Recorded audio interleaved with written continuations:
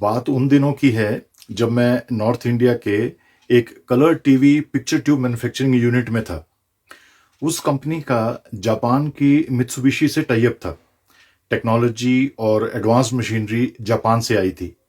मुझे याद है कि जब फैक्ट्री की नई प्रोडक्शन लाइन कमीशन हुई तो उसके लिए latest computerised glass annealing furnace Japan से लाई गई थी।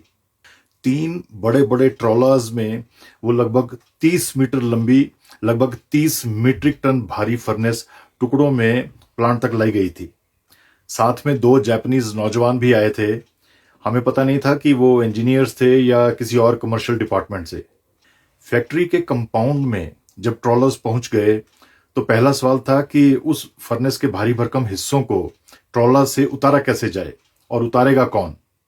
हमारी एक टीम तैयार थी हेल्प करने के लिए, पर चूंकि जापान से आने से लेकर मशीन की पूरी तरह से कमीशन हो जाने तक सारी जिम्मेदारी मित्सुबिशी की थी, सो इसलिए हमें स्टैंड बाय पर रखा गया। हमें तभी मदद करनी थी जब जापानीज टीम द्वारा कहा जाता, जितना कहा जाता। अब सवाल ये था कि वो जापानीज टीम थी कहाँ। हम हैरान हो गए जब पता चला कि वो 2 जापानीज नौजवान जो ट्रोलर्स के साथ आए थे वही फर्नेस पार्ट्स को अनलोड करवाएंगे। वो दोनों दुबले पतले जापानीज लड़के टूल्स और कूल कॉन्फिडेंस से लैस थे। उन्होंने हाइड्राज यानी हैवी ड्यूटी हाइड्रोलिक लिफ्ट्स को अपने हिसाब से पोजीशन किया, मशीन कंटेनर्स को बांध कर सिक्योर किया और घंटों की मशक्कत के बाद नीचे रोलर्स पर उतारा, अंदर प्लांट में डेजिग्नेटेड जगह तक पहुंचाया और फाउंडेशंस पर अलाइन करके रख दिया। इसके बाद सवाल ये था कि उन पार्ट्स को असेंबल करने कौन आएगा। आफ्टर ऑल वो कई दिनों का स्पेशलाइज्ड मैकेनिकल और इलेक्ट्रिकल काम था, जिसके लिए आमतौर पर एक मैकेनिकल इंजीनियर्स की टीम और एक इलेक्ट्रिकल इंजीनियर्स की टीम की जरूरत थी। हम फिर से हैरान हो गए जब पता चला कि मैकेनिकल असेंबली भी वही दोनों करेंगे और इलेक्ट्रिकल कनेक्शंस भी। अगले कुछ दिन असेंबली करते करते कई जगह सिविल वर्क करना पड़ा, प्लेटफॉर्म्स वगैरह मॉडिफाई करने पड़े, पिट्स रीडिजाइन करने पड़े। सिविल इंजीनियरिंग का काम भी उन दोनों ने खुद किया। उन दोनों को कंपनी के गेस्ट हाउस में ठहराया गया था।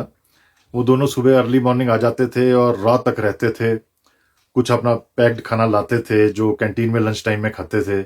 बातचीत बहुत कम होती थी क्योंकि एक तो वो बहुत बिजी रहते थे और दूसरा उनको इंग्लिश बस काम चलाऊ ही आती थी। जब वो जायंट फर्नेस पूरी तरह से असेंबल और इंस्टॉल हो गई, इलेक्ट्रिकल कनेक्शंस भी हो गए, तो अब सवाल था कि उस फर्नेस की सॉफ्टवेयर प्रोग्रामिंग कौन करेगा। क्या जापान से कंप्यूटर सॉफ्टवेयर इंजीनियर्स भी आ रहे थे? पता चला वो सब भी वही दोनों करेंगे। We all were amazed. उसके बाद हमने देखा कि दोनों घंटों फर्नेस की कंप्यूटर स्क्रीन के सामने खड़े रहते, उसकी न्यूरो सर्जरी करते।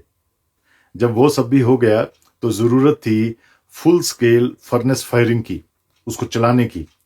500 डिग्री सेल्सियस तापमान से भी ऊपर सारी प्रोसेस की ड्राई और वेट टेस्टिंग की। इसके लिए जरूरत थी थर्मल और ग्लास टेक्नोलॉजी एक्सपर्ट्स की। इसके लिए भी वो दोनों ही थे।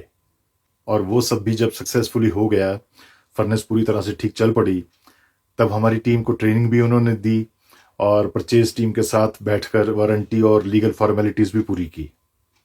ये सब करके जब वो दोनों फ्री हो गए तो हमने उन्हें शुक्रिया कहा और ऑफर दी कि वो हमारे पास 2-3 दिन रुकें, आसपास का इलाका देखें। उन्होंने पोलाइटली मना कर दिया और अपने 2 छोटे छोटे सूटकेस उठाकर जापानीज एक्सेंट में हिंदी में धन्यवाद बोलकर टैक्सी में बैठकर एयरपोर्ट चले गए। उन चंद दिनों में वो 7 समुद्र पार से आए 2 नौजवान काम के प्रति हमारा नजरिया बदल गए। हमारे यहाँ अक्सर काम डेजिग्नेशन देकर किया जाता है। ये मेरा काम नहीं है, ये उसका काम है, ये मेरे लेवल का काम नहीं है वगैरह। पर हमने देखा कैसे उन दोनों ने हर काम बिना किसी हिचक के किया। गिनती में वो 2 थे पर असल में वो 15-20 इंजीनियर्स के बराबर निकले।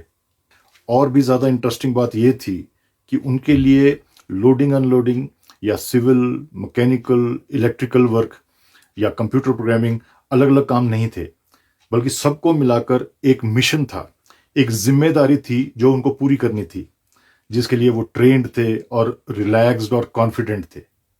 पहली बार समझ आया कि क्यों जापान आज वहां है जहां है। किसी भी कामयाब देश के पीछे उसके नौजवान, उसके लोग होते हैं, और ऐसी पीढ़ी का निर्माण ही राष्ट्र निर्माण होता है। देश जनसंख्या से नहीं, उसकी गुणवत्ता से महान बनते हैं। Thank you so much for your time. God bless you.